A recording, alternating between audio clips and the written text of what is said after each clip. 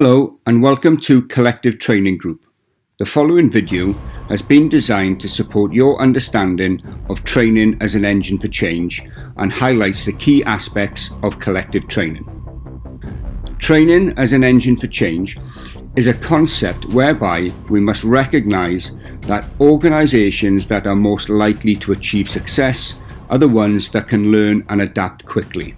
Therefore, we will highlight the context for training and the need to ensure that training is an engine for change despite the constraints of training in a COVID-19 environment. We must consider these factors when designing training. You will need to understand the concept of training being based on assessing competency, which is achieved through Mission Zero. We will also discuss our competency-based assessment tool, MIME, which provides evidence for validation. You also need to appreciate how we intend to challenge our forces through a professional opposing force in Task Force Hannibal. Finally, you need to understand the path to our training and whether your end state will be mission ready or combat ready. The context for training. Our training must be adversarial, and the freedom to learn from mistakes is critical in order to develop and improve. Therefore, the main focus of training should be on learning and not the perfect execution of drills. Commanders must avoid fighting a polished plan and must be able to visualize the fight that is unfolding and have the confidence to seize opportunity and take risk. This mindset will assist with creating an unrelenting will to win. Commander Field Army's direction is that training must focus on readiness, with a particular focus on mobilisation and speed of assembly at scale. Warfare development must be enhanced by better lessons capture, and training audiences must recognise the need to train to the threshold of failure. By doing this, we will ensure that our collective training is developing the Army to meet the challenges of the 21st century.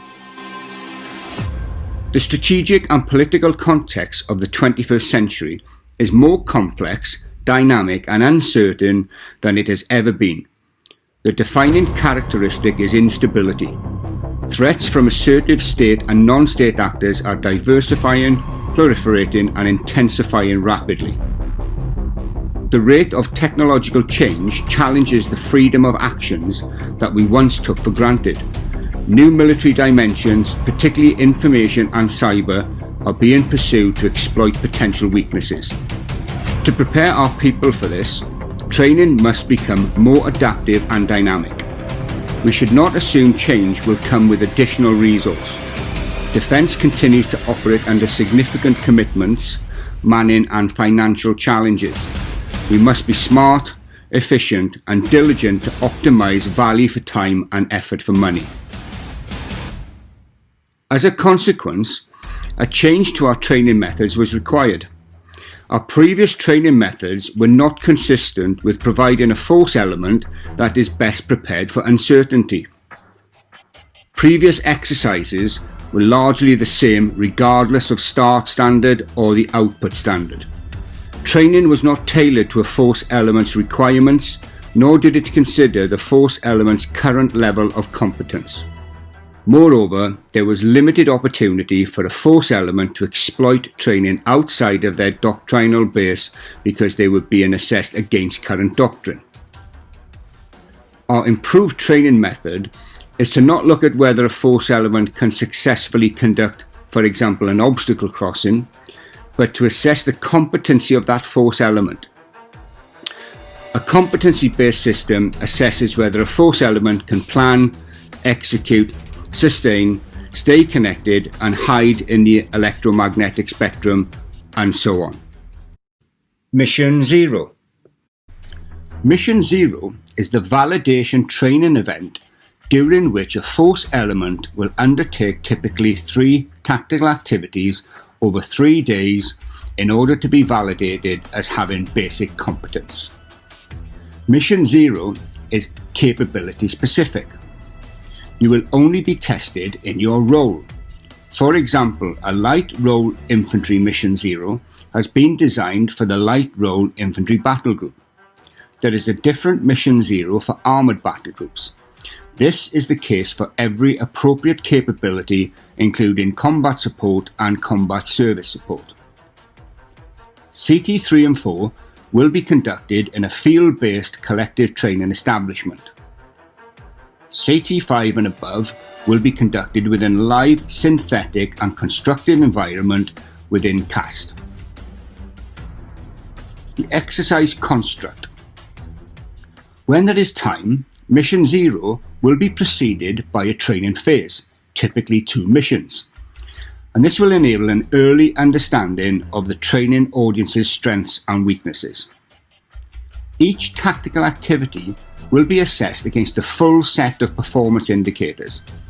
A period of reflection is built into the timeline to allow the training audience to improve on any underperformance. And the tactical activities are set out in Annex A of the Standard Operating Instruction.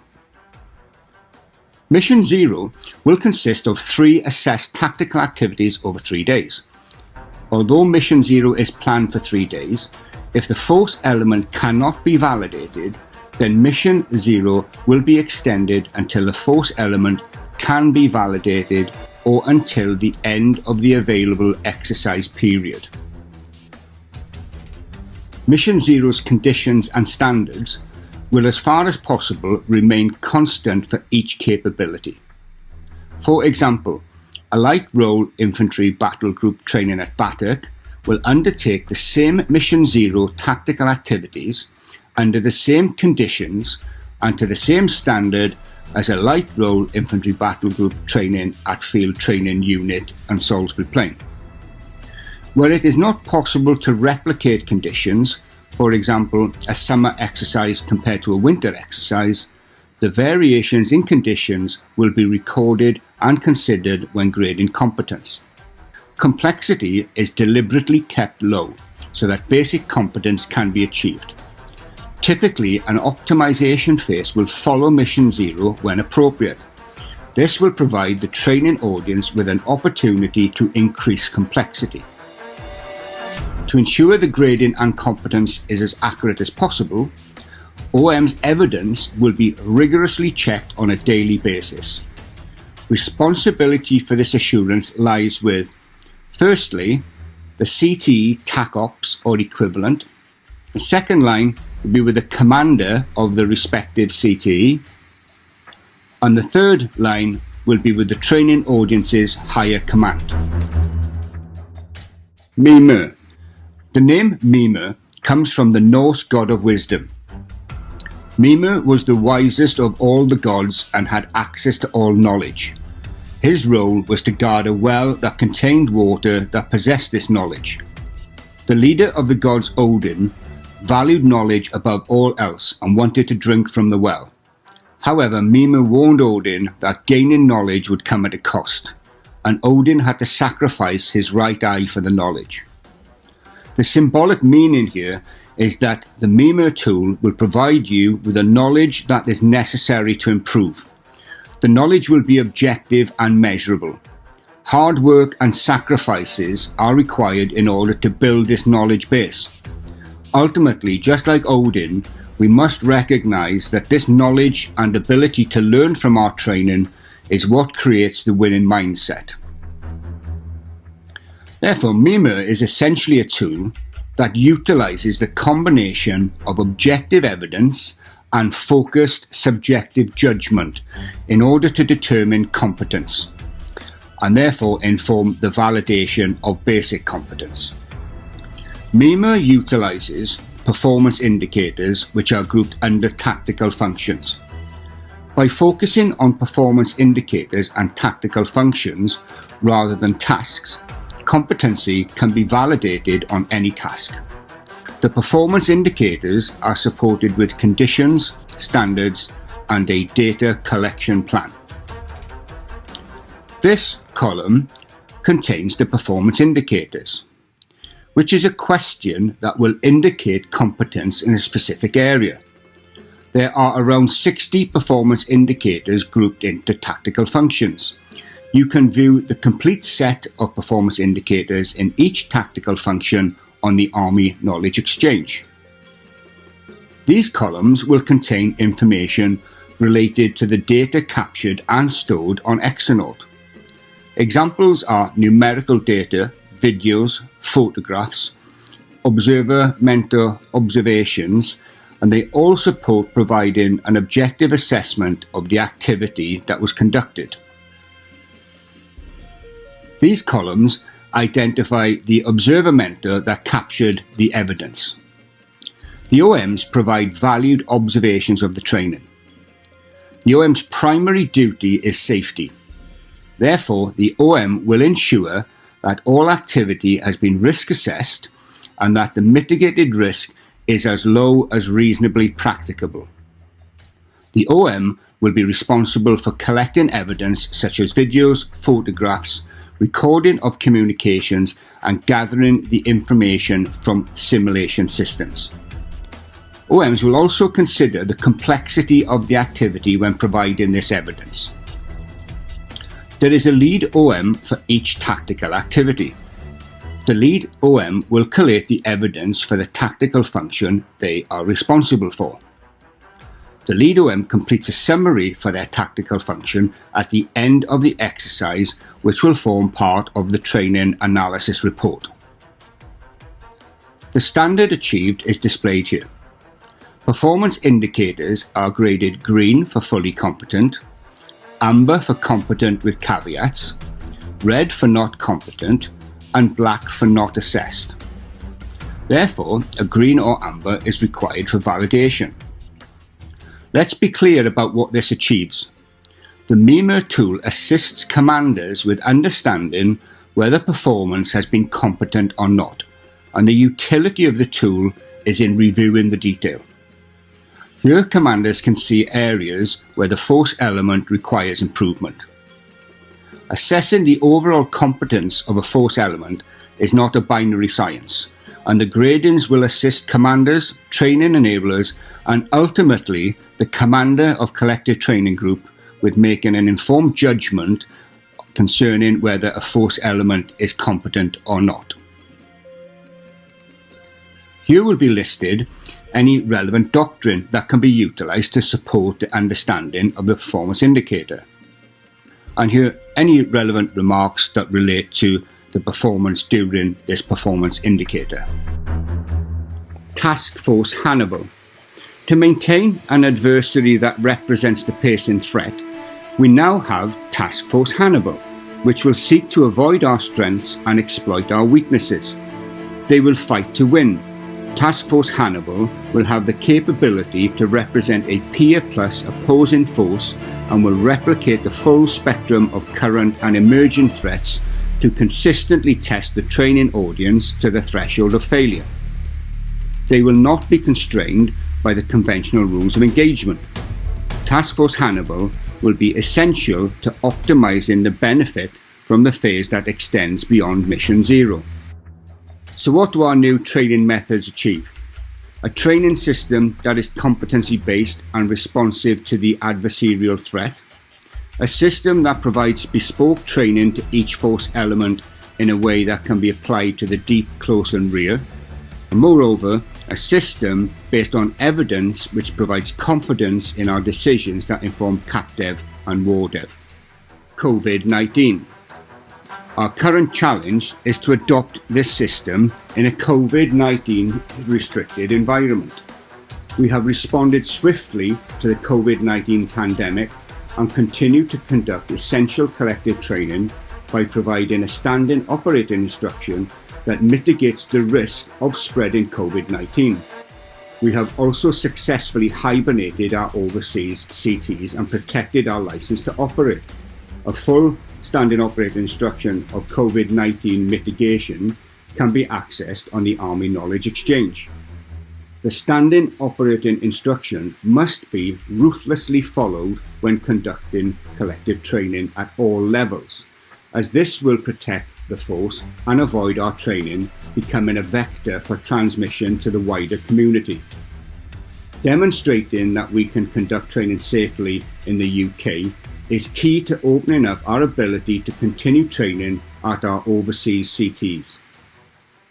We must also be congruent with the global and national implications for the COVID-19 pandemic and how this will create change for defence.